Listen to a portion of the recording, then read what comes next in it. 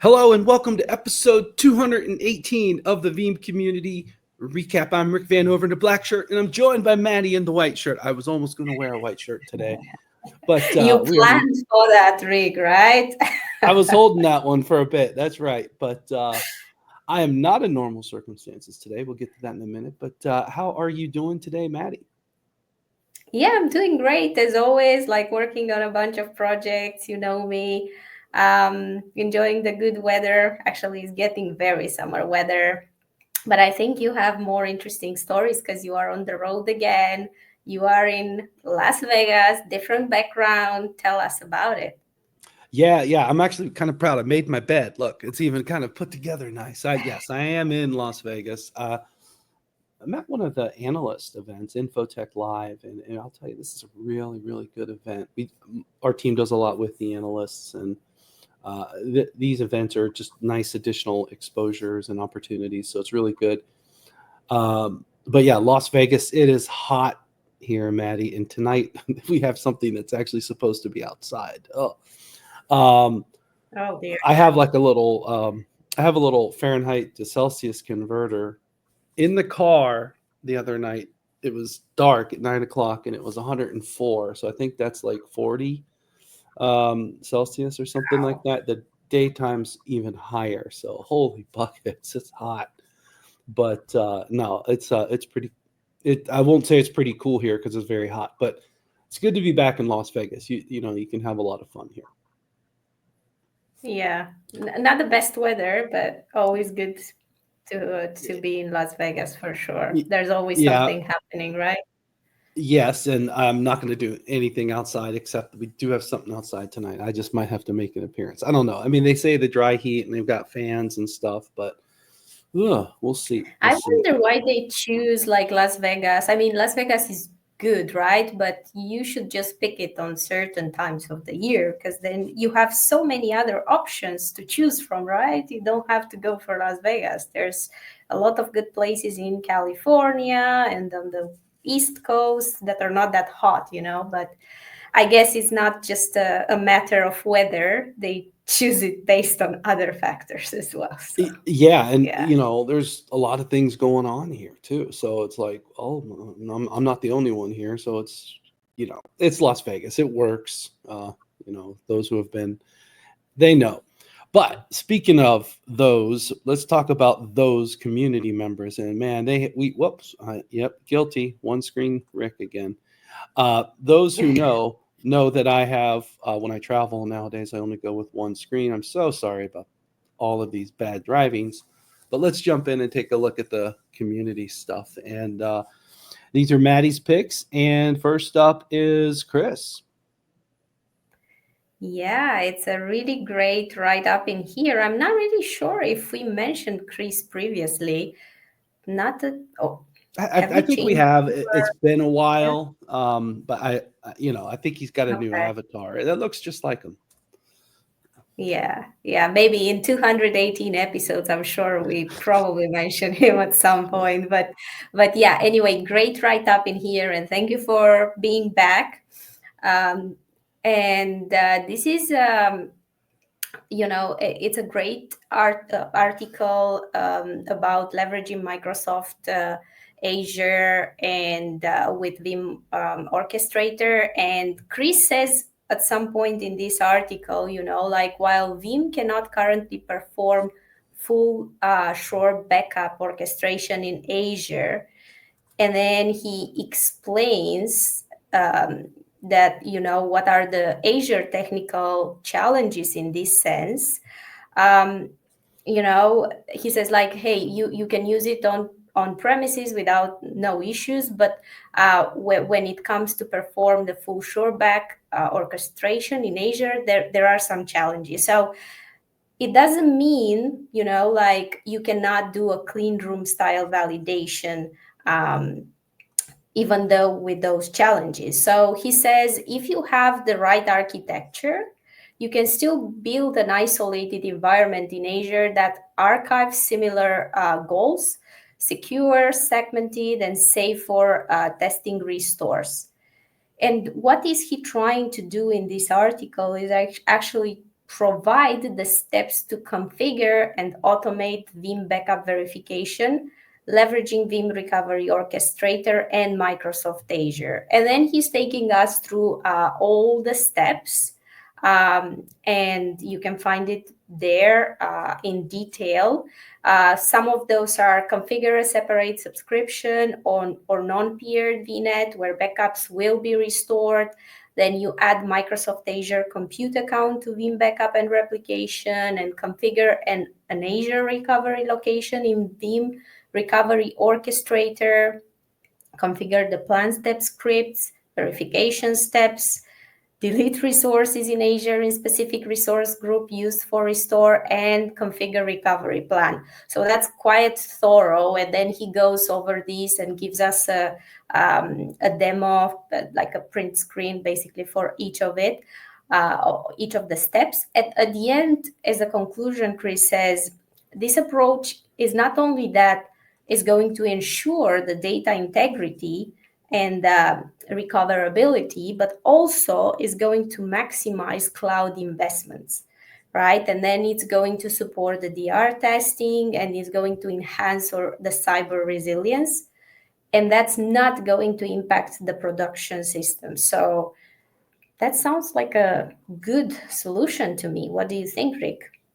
Well, I think, Chris, this is fantastic. I love the idea of using Azure as a clean room, and the orchestrator can do it. But I want to highlight to everybody, this is probably the most important part right here, right at the end.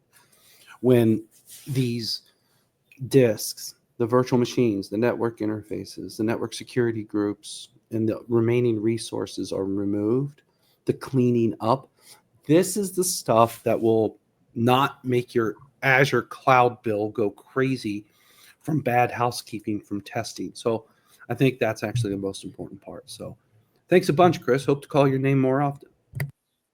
Totally. Thank you.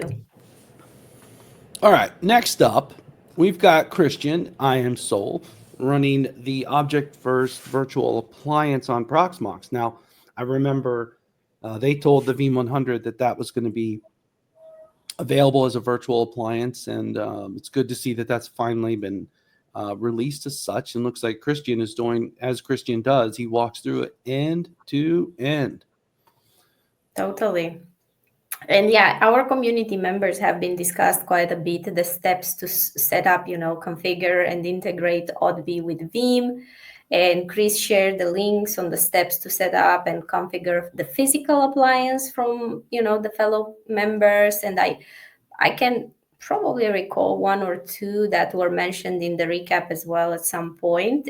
But in this article, what is Chris showing us is how to deploy the OOTBI Virtual Storage Appliance in a Proxmox virtual environment. And of course, he's giving us, as you said, as Chris is always doing, a demo step by step on how to do it. And he says, okay, first download the OOTBI Virtual Storage Appliance, then import OVA into Proxmox and convert and move manually the QCOW2 format and attach the converted QCOW2 disks in Proxmox, and then access the cluster endpoint, and voila, you have it.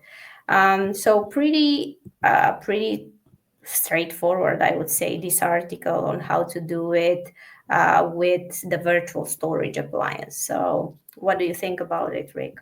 Oh, he's definitely he's putting the OOTBI in the OOTBI out of the box immutability. I'm saying it's an out of the box experience, And so Chris is walking you through that. And then in the case of a virtual appliance, it's a little bit different, and that's very common, for a lot of testing environments. But doing it on Proxmox is a little bit different, right? So a lot of people will do this I do most of my stuff on Hyper-V still.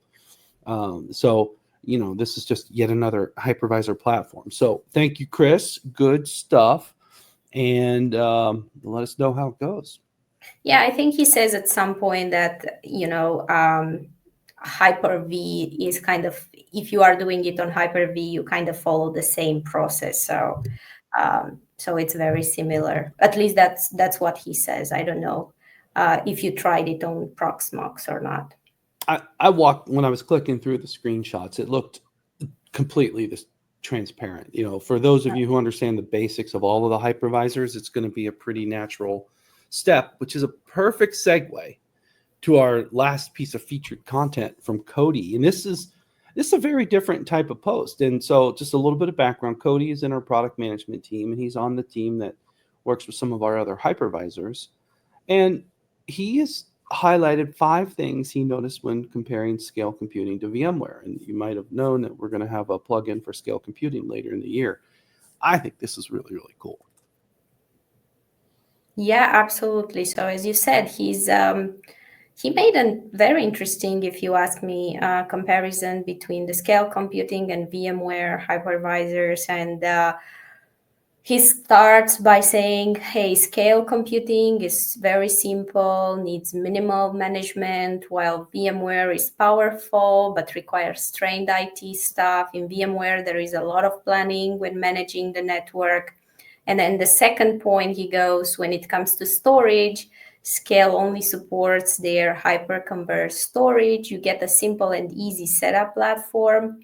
With VMware, you have optional vSAN, or you can license separately. So then it becomes a little bit more complicated, but of course there is flexibility. So then in terms of management, Scale Computing Manager, Web UI versus vCenter Server, which is centralized management. With Scale Computing, there are on-premises equivalent to vCenter to manage multiple clusters. And then further, he's saying, like VMware, it is recommended to install the scale tools on guest systems to provide the mechanism for the hypervisor to communicate to the guest OS. And then because these tools, of course, is going to enhance the communication between the VM and the hypervisor, and is going to enable some features like the shutdown, the time sync, performance optimization, and so on and so forth. And the last point he talks about is that scale computing basically is going to simplify the virtualization by packaging all these open source components into a very easy to use out of the box system.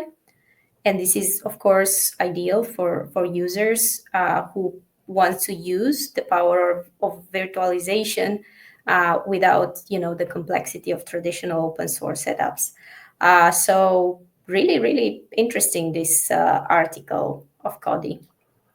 Yeah, and I love that he's just saying these are differences. He's not saying that anything's better, right, and or such. But what I think, my favorite point is right here. We've learned a lot about only supporting that HCI. That does simplify things a lot on the storage. I will highlight that. And then I will just also say, just an observation, the people who use scale computing, they are very, very loyal to that platform. They love it.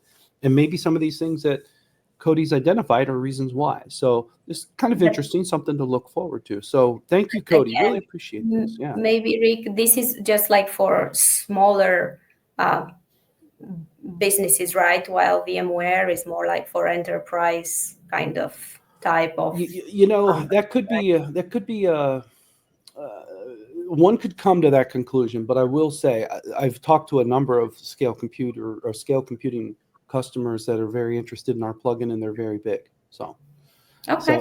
So you can be surprised on some of these things. Is all I will say. So okay. But you know what, Cody, as it goes, keep it coming. This is good stuff. Love it. Absolutely. Yeah, definitely. We'll look forward to your articles. All right.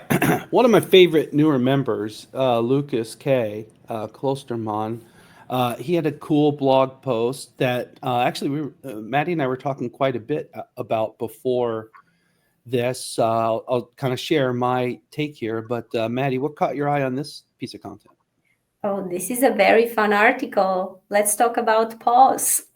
Alfred's PAWs. No, I am trying to be just funny in here. But yeah, joke aside, at this point, I think everyone in the community, at least the ones that are watching this show week after week, they know about this Veeam Windows Hardening Script that Lucas has been talking about for the past few months, maybe half a year, I think. And we have talked about it in various occasions. We kind of presented the other versions of it. So in that sense, I'm not going to go much into detail, but he has an update and he discusses how some of his customers started using PAWs, privileged access workstations, a single point of contact to their Veeam environments. And Lucas makes a great point that PAWs should be hardened as well to apply to state-of-the-art compliance parameters and have the same rules presented for any Veeam software. So for many of you that don't know what PAW is, the Privileged Access Workstation basically is a dedicated, highly secure computing environment designed for tasks requiring elevated privileges, such as managing server databases or other sensitive systems. And it seems like PAWs are isolated from the broader network and internet to minimize the risk of attacks targeting privileged accounts. So that's why maybe, many customers don't think about hardening it. But he says like, hey, you should still do it. And of course, he says, I don't have a lot of changes to the script since he wants it to keep it almost the same settings and the same detail level than on other Windows-based Veeam components. But then he's going over the requirements, the procedure itself. That's very straightforward. I'm not going to go into that. You can just read it in there. And then on the next section, he offers all the available scripts that can be downloaded. As I mentioned, we discussed about the previous versions of it and for the different components. And then you also have a GitHub link where you can find all Lucas' work. I think that's a really good resource. And all in all, really great stuff, Lucas, as always. Thank you very much for that. I know you shared it as well, the community hub, but I thought I'm going to be sneaky and put it in the VBS. Everyone be careful when Madi gets sneaky. That's a dangerous time.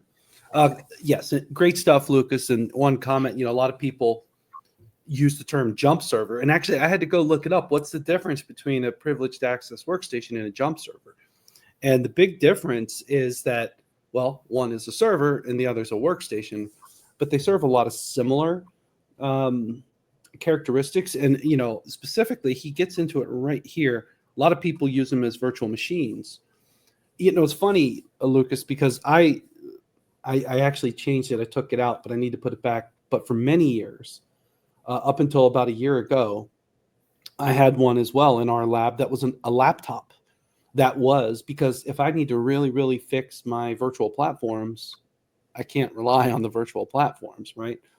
So a lot of you out there, if you just have these Windows VMs or whatever virtual machine as your quote unquote jump box or privileged access workstation, if it's a virtual machine and that platform is the problem, you can quickly see how not very helpful that would be. And then you're going in the middle of the night, and then what I can tell you also is when you set up he mentions it right here about setting up drivers, especially on workstation class OSs, it's actually a little tricky to trunk in a VLAN, right?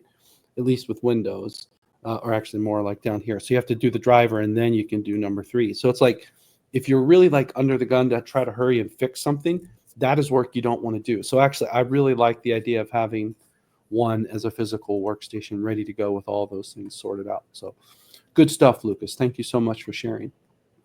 Absolutely. All right, let's go to special department news and the was it not Nikolai, sorry, in Denmark, new user group leader there. We've got upcoming event 17th of June. It's funny, I think they're always at that location. I've been to a Denmark user group at that location, but it works. It's a good room. Well, last time we actually had it at Jisk because Nikolai works for Jisk. So last time we had it there, but I think he just got a good collaboration with Arrow, so he decided to do it in here. He's going to probably work with Object First as well because we just put him in touch with Object First. So yeah, great stuff. I think he's the kind of guy that is going to alternate, Oh, So that makes sense. we Yeah, I like mean, it's like, but for years it's been at that location, and it's just that. kind of Yeah. funny because I remember that location. I went in like 2013 or so, back when Rasmus, before he joined Veeam, and he was the leader. How about that? Uh, but It might be Rasmus involved in here as well, because that's how we met Nikolai, through Rasmus. So who fair, knows? fair. Quick look at the agenda here. Good, solid agenda. Talking about some migrations, and I believe, by the way, this is kind of a twist on a customer story. The people that are doing it, right? So that's an interesting one on the migration. So That's good great. stuff. Yeah, awesome. Absolutely. So you can still register. You still have like a few days from Friday, when this is going to be released and live. You still have like a few days to register if you are in Denmark and you want to participate to this event. I think it's going to be good. I do remember last year I participated in the first event that Nikolai organized. It was a very, very good, like, sort of a workshop, and super engaging, and people asked questions, and it wasn't just like sort of presentations kind of event. It was a very engaging one, so definitely recommend this one. It says only a few tickets left. That's actually a very good sign. So Yeah, hot absolutely. And I'm stuff. Get it while sure you can. Yeah, we have a good community in yeah, Denmark. indeed. Awesome. Thank you, Nikolai, and the others that will be participating. All right. The Ecuador user group has their first online event. This is actually very exciting, very cloud focused, but more so, a lot of interest for it as well. Absolutely. I mean, this is as you said, the first virtual event, but both Roberto and Alejandro are superstars. They also they used to be leaders for VMware, so they already have the community spirit, in them. So they know what they're doing, and they already built a community around it, and I am really looking forward to this event. I think it's going to be super interesting and engaging. And yeah, we are also planning, hopefully, in Q3. I think September is Q3 still. We are planning for an in-person one in Ecuador. So let's see if that's going to happen. And in the meantime, let's just go and register still for this one. You still have time. It's the same day, Tuesday 17th. That's 7 p.m. my time. No, that's 7 p.m. your time. Mm-hmm. Okay. I'm not Yeah, and sure what's the time in Ecuador would here. be, I think that would be Atlantic time. So that would actually be New York time 6, I think. But Okay. when you go to the page, this will give you your local time. That's why it Yeah. does it that way. That's a good part of it. Yeah, it's Yeah. going to. And one important thing to highlight, while I translated this to English, the actual event will be in Spanish, right? So Yes. just to highlight that Roberto and Alejandro will be doing this in Espanol, and we have some of the folks that are, just they speak Spanish. That's why we have a lot of good turnout there. And then, of course, this will be on that YouTube playlist forever on. Absolutely. So looking forward to it. Go and register. Indeed. All right, last up here today is our Who's New. We are at plus 172. We are like, what is going on? But we will take it. Love it. Absolutely. This is like the third, fourth week in a row when we have like over 150 members joining. I mean, last time I was like, okay, this is because the Veeam on tour in Turkey. Yeah. This is because, but now I don't really have any, I'll take it. I'll but take it. we'll Well, take I'll definitely. take it. I'll say that we're winning, just like Scott. We're winning. We are winning in community. I love it. So, Yeah, it's all right, amazing. coolest usernames via Sophia. Completely subjective selections. Scott. Oh, he's in there. Scott winning. I love it. I didn't plan that. I swear. She picked It that worked one. out. That's funny. Kuhu. I don't know why I put that in a high pitched tone, but Kuhu. I like you. That's good. Couchman75, I can relate. I love hanging on the couch. That's awesome. And then mashies. What is a mashie? I don't know. We'll have to find out. Let us know. Mashes. What is a Put mashie? mashie. And Alfred's pick is Lost Cause 001. That's the funny. best Hey, one. yeah, but it's like I'm more like a hopeful, optimistic, individual, right? So I'd say more. I'd be a little bit more optimistic than a Lost Cause. So, But it's a fun one. Come on. all right. Well, hey, great stuff, Maddie. Next week I'm going to be home. Normal circumstances, I Amazing. think. So we're gonna have Yes. a normal circumstances Yes. show. Indeed. Indeed. Yeah. And how about, and you will as well? Okay, that'll be good for Yeah. once. I will Well, be. I will be. I told you my travel is going to pick in the end of August for a month. But until then, I only have like 3 days in France. That's about it this month. So it's going to be okay. a chilled summer when it comes to travel, not chilled because we have so many projects that we are working on. So in that sense, it's not going to be chilled. But it's good. We are on good path, good progression on what we are doing. So that's the most important.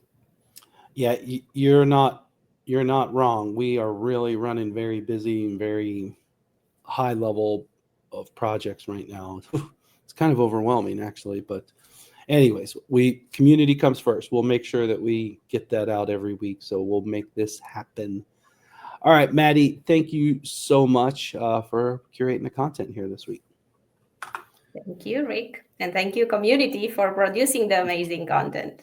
Indeed. And thank you, Sophia, for the Who's New. We will see you next week on 219 under normal circumstances.